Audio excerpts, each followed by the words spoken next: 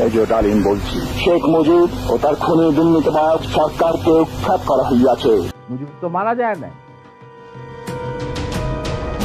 শেখ মুজিবকে হত্যা করা হয়নি, ৭৫ তিনি সেনা অভ্যুত্থানে মারা গেছেন। হঠাৎ করে সাংবাদিক ইলিয়াসের লাইভে এসে এমন দাবি করেছেন মেজর ডালিম। সেনা অভ্যুত্থানে দুই পক্ষের গোলাগুলি হলে সেখানেই মারা যান শেখ মুজিব। পরবর্তীতে বিপ্লবীরা জয়ী হয়ে ক্ষমতা গ্রহণ করে। তবে সেখানে শেখ মুজিবের পক্ষের এবং বিপক্ষের অনেকেই আহত এবং নিহত হয়েছেন বলেও জানান মেজর ডালিম। একটা সেনা বিদ্রোহ, মুজিব তো মারা যায় না। মুজিব নিহত ঘটাকালে সেনা অভ্যুত্থান তো আর খালে যাতে মার্বেল খেলে না, ওখানে দুই পক্ষ থেকেই গোলাগুলি হয় এবং হতাহত হয় দুই পক্ষে। যেমন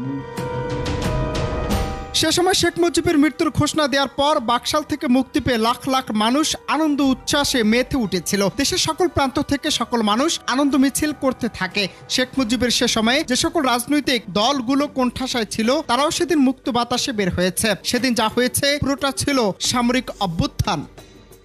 ইলিয়াস ঘোষণাটা আমি দিয়েছিলাম স্বতঃস্ফূর্তভাবে। মুজিবের সেই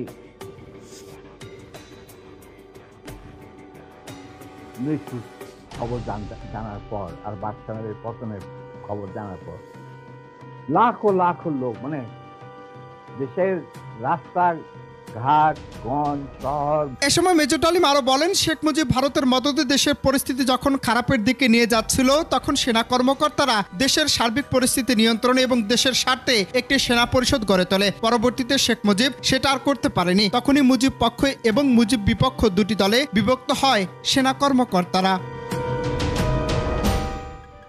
যে 15ই আগস্ট কিন্তু কোনো বিচ্ছিন্ন ঘটনা না, এটা সূত্রপাত হয় মুক্তিযুদ্ধ চলাকালীন অবস্থায়। আমরা বুঝতে পেরেছিলাম যে বাংলাদেশের মুক্তিযুদ্ধটা অ্যাকচুয়ালি কাদের ইন্টারেস্টে হচ্ছে।